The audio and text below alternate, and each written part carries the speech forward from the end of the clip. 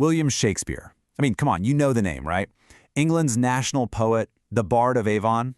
But behind that legendary figure, there's a life filled with some surprising ambition, a ton of mystery, and honestly, a complete revolution in how we tell stories. So let's dive in and pull back the curtain on the real man behind the myth.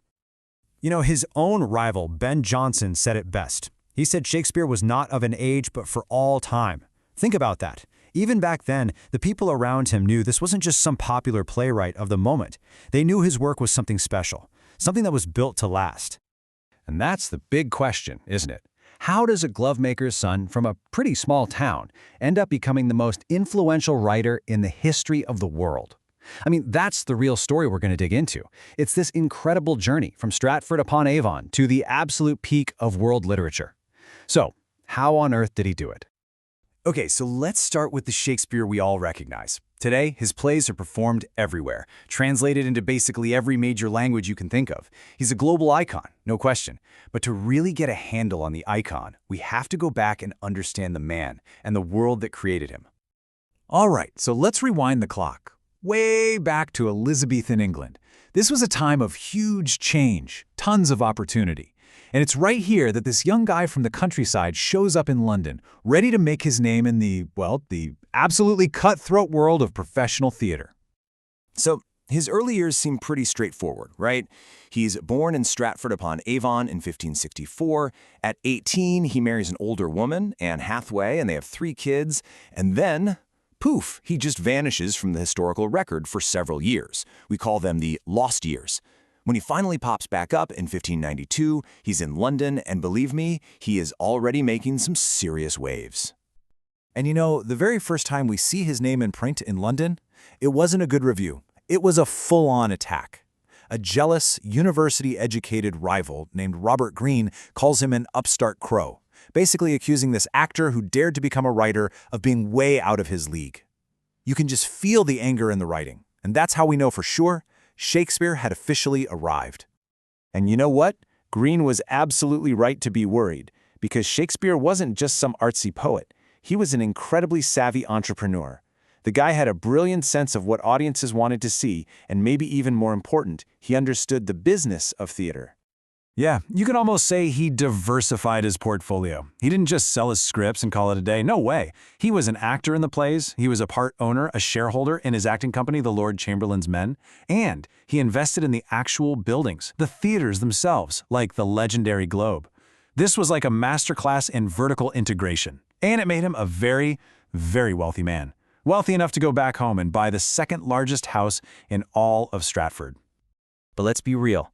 All of that financial success was built on one thing, the unbelievable power of his writing. He didn't just write good plays, he completely reinvented what a play could even be.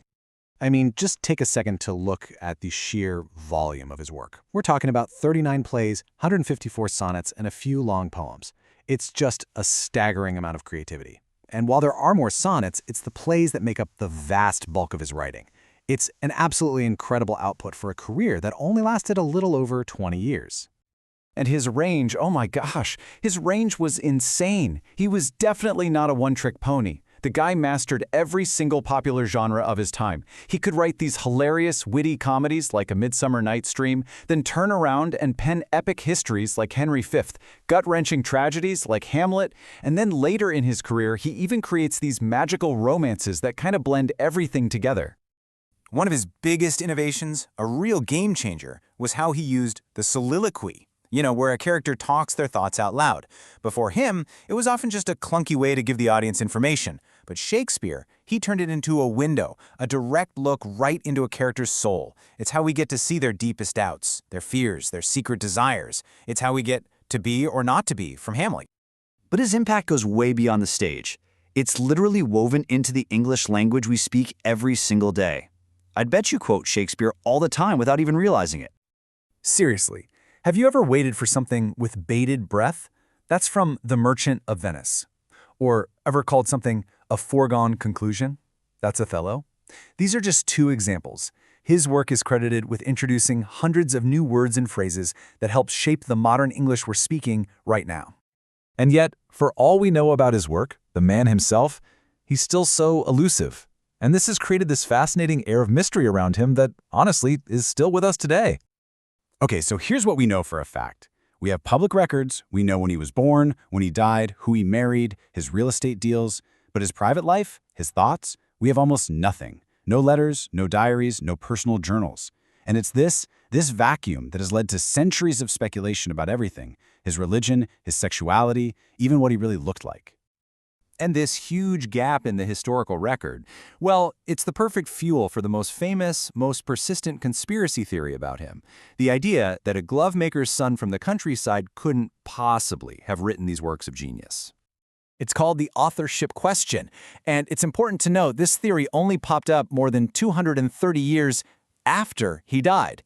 People have suggested other candidates, like Sir Francis Bacon, or even the Earl of Oxford, but the overwhelming scholarly and historical consensus, all the evidence from his own time, points directly and squarely at one person, William Shakespeare of Stratford. So let's put the conspiracy theories aside for a minute. What is the real source of his incredible staying power? Why are we, right here, right now, still talking about him, still performing his plays, still studying his work over 400 years later? What's the secret? Well, for one thing, his influence is almost impossible to measure. His work has been translated into over 80 languages, it's inspired more than 20,000 pieces of music, and there have been well over 1,000 films based on his plays, from huge Hollywood blockbusters to masterpieces of world cinema. It's just everywhere. And just look at this number. The sheer scale is mind-boggling. With estimated sales of over 4 billion copies of his works, he is, by a huge margin, the best-selling playwright the world has ever known. Period. So his enduring appeal, I think, really boils down to three key things. First, he just blew the doors off the potential of storytelling, what you could do with character, plot, and language. Second, he tapped into these deep, universal truths about being human: love, jealousy, ambition, grief, stuff we all still feel.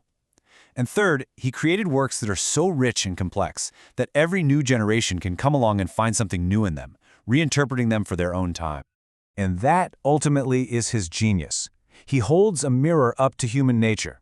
And whether we're looking at a love-struck teenager, an ambitious general, or a grieving father, we look into that mirror 400 years later, and we still see ourselves, crystal clear. I mean, his stories have gone from Elizabethan stages to Hollywood movies and have proven to be infinitely adaptable. So that leaves us with one last really fascinating question. As our world keeps changing, what will the next act in Shakespeare's story even look like?